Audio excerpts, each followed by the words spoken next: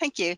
Thank you for those kind words, and also thank you for the presentations given both by Dr. Mara for the introduction of your area, as well as you, Vera Nunn, for a very nice introduction of the marine spatial planning. So I'm honored to be invited with you and to share some experience of marine spatial planning in Sweden and the Baltic Sea region with you today. Next, please. Our national governmental agency, the Swedish Agency for Marine and Water Management, are responsible for the national management of Sweden's marine and freshwater environments. Our agency has also been appointed by the government to establish Sweden's marine spatial planning. We started the preparation and implementation of MSP since the start of our agency 2011. And by the end of last year, we handed in our plan proposals to the government to decide before March 2021. So with this, I would like to say my first message: marine spatial planning takes time. Next, please. And as was pointed out by Vera, marine spatial planning is about the future.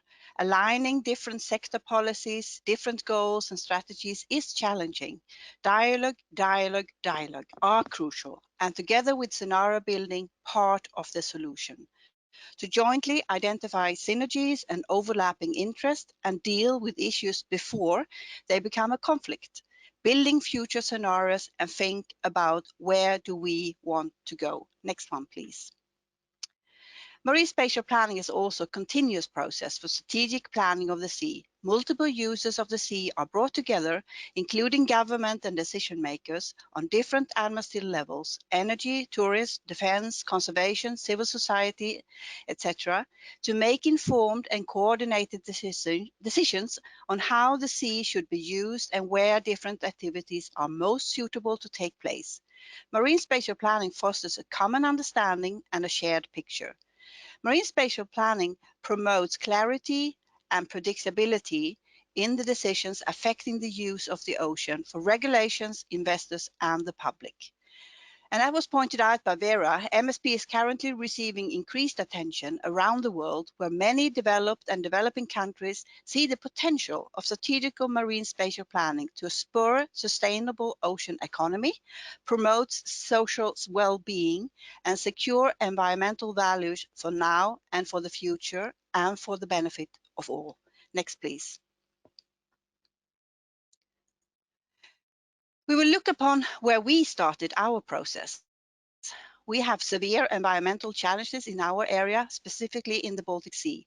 At the same time, a demand for increased blue economy and regional development, increased need for renewable energy, improved protection of the marine environment. Normally, we have coexistence between uses, but also conflicting interests. The EU legislation 2014 have spurred the importance to develop marine spatial plan in our area as well. Next one, please. According to the Swedish ordinance, the plans shall integrate economic, social, and environmental objectives, contribute to good environmental status according to the Marine Strategy Framework Directive. It shall also contribute to sustainable use for development and promote coexistence between different uses, as well as prioritize between national interest and uses. Next one, please. We have developed a set of planning objectives based on strategies, goals, and legislation at regional, national, EU, and international level. Next one, please. So in short, what we want our plans to contribute to is show a joint national view, how to use the sea, support growth and job creation, contribute to good environment and what it provides to us, connect sea and society, link planning at sea and on land, save time and money for investors, promote multi-use and coexistence between uses, stimulate exploitation while safeguarding the ecosystem, working towards a healthy sea, providing a flourishing blue economy. Next one, please.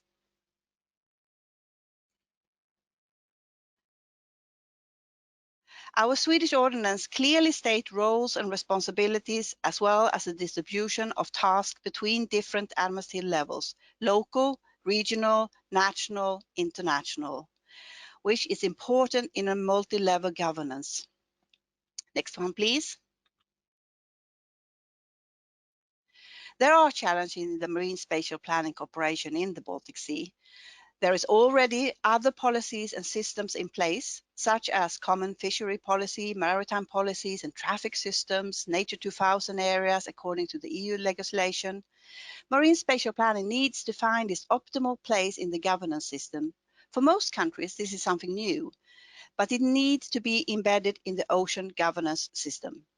We are at different stages at work at different timelines within the Baltic, although we have the same target year set by HELCOM and VASAB to 2020 or the EU target 2021.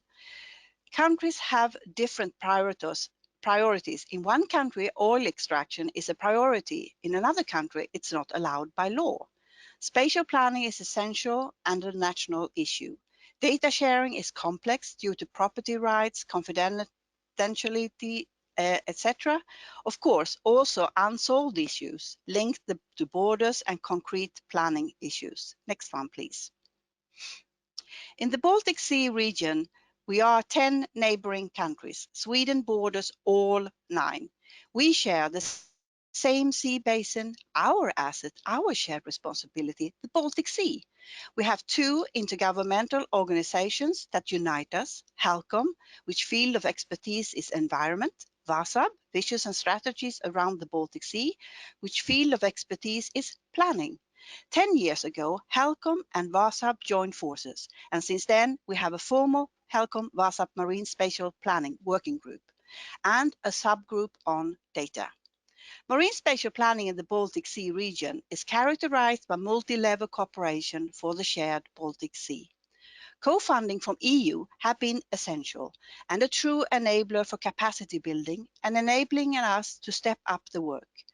Once the Marine Spatial Planning Directive was launched 2014, the EU Commission encouraged member states to work together across sea basins, to inspire and support each other, and most importantly, to think beyond borders. What consequences will our plan have on other neighboring countries' plans, irrespectively of administrative level? Planning is a national responsibility, and plans are, in most cases, adopted on a national level. During the last 5 years, Sweden has been in charge of the collaboration for better alignment between national marine spatial plans in the Baltic Sea region. For the first time, national planning authorities in charge of marine spatial planning joined forces, supported by Baltic intergovernmental organizations and the scientific community. We worked as a team between member states, exchanged experiences, tackled challenges in the Baltic Sea region. It's been a learning by doing exercise, as the national planning process has been taking place while the projects have been running. Through this, we have been part of each other's national planning process. Results have fed directly into the national system and been implemented. Therefore, it's been important that the work been based on member states' needs. A high priority has therefore been to make results usable and needed. So a message from here is together and better together with the ones in charge and with a mandate. We also started a planning forum where all partners participated. Our planning forum based its work on the needs of the planning authorities and created a change on an array of issues. The planning forum provided the hub, and it was divided into 3 types of groups: the forum, the joint discussions and proposals on current issues, lateral meetings between 2 or more countries when needed, and task forces to prepare understanding of different topics and share with others. Next one, please. In the Baltic, we have a shared ecosystem. Birds, marine mammals, or fish don't care about country borders or maritime zones. Next one, please. We share a sea basin with one fish resource, one green infrastructure, and one shipping work. BaseMap is a map service hosted by the intergovernmental organization HELCOM. This map service provides access to Baltic Sea maritime spatial planning relevant data from the original source where it's stored. Next one, please. But we also share environmental challenges. The Baltic Sea is a semi-enclosed shallow sea with brackish water. With 85 million people living in the catchment area, the sea is intensely used and there is high environmental pressure. Next one, please. The Joint Marine Spatial Planning Working Group, HELCOM-WASAB, Environment and Planning Together, developed MSP principles, a regional Baltic MSP roadmap covering the period 2013 and 2020, guidelines for the implementation of ecosystem approach in the MSP, and also guidelines on transboundary consultations, public participation, and cooperation, with the ambition leading up to 10 coherent marine spatial plans across borders and based on the ecosystem approach by 2020. Next one, please. I would like to say functional, coherent plans. All these documents, along with the Baltic Sea Action Plan for an improved environment, are presently under revision and will soon be updated to cover 2021 to 2030. Next one, please.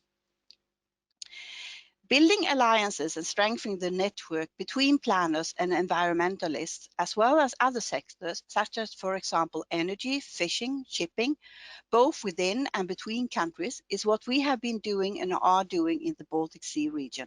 Shared knowledge and information, improved knowledge and shared planning evidence, where knowledge gaps are identified and filled, identifying overlapping interests and potential synergies and deal with them.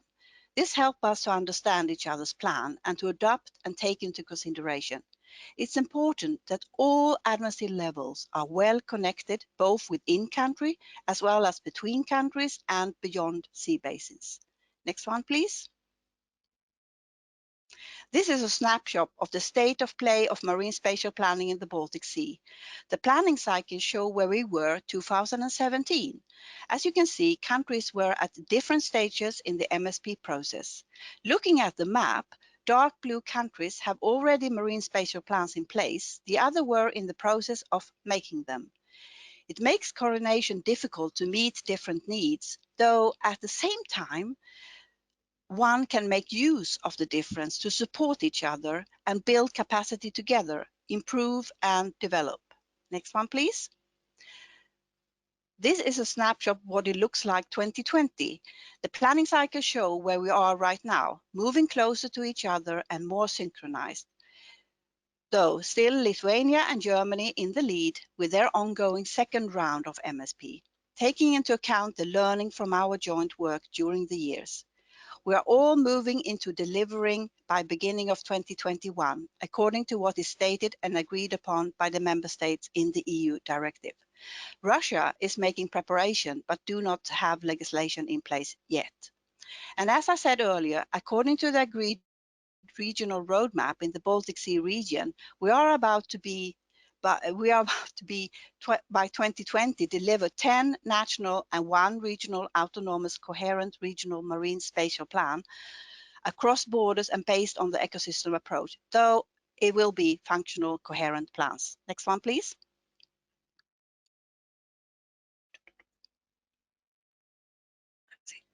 To support decision-making tools, tools have been developed on different scales. The Cumulative Impact Assessment Toolbox was developed to facilitate regionally coherent assessment of cumulative impacts. The toolbox includes tools for calculating the Baltic Sea Impact Index and the Baltic Sea Pressure Index. It also supports the identification of areas with high ecological value or high potential provision of ecosystem services. Supporting the green infrastructure concept as developed in Pan-Baltic scope. The tools uses regional data as default, but it can also be applied using data layers if these align with the basic requirements of the tool. PlanWise for Blue is an application that combines models of marine economy and cumulative impact assessment. Such a model allows one to assess the economic benefits of various management scenarios along with their environmental impact across Estonian sea space. Outcomes of the model make it possible to work towards sustainable solutions to maximize the resources with minimal damage of the environment. Next one, please.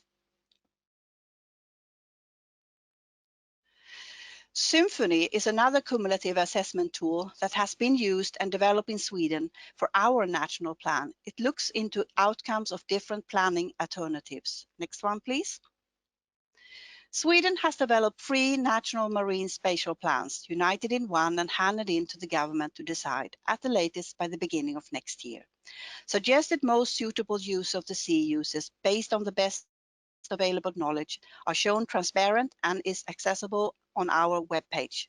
All in all, the plan is divided into 120 areas. Next one, please. We have seen an alarming accelerated warming in 61 of the 63 global large marine ecosystems. North Sea and the Baltic Sea are amongst the fastest warming LMEs in the world. At the same time, as we have witnessed how the environmental quality in the oceans have degraded over time, climate change are causing and will further cause immense pressure on our marine ecosystem. Then, on top of it recently, the pandemic, which has raised awareness of how sensitive our human society is.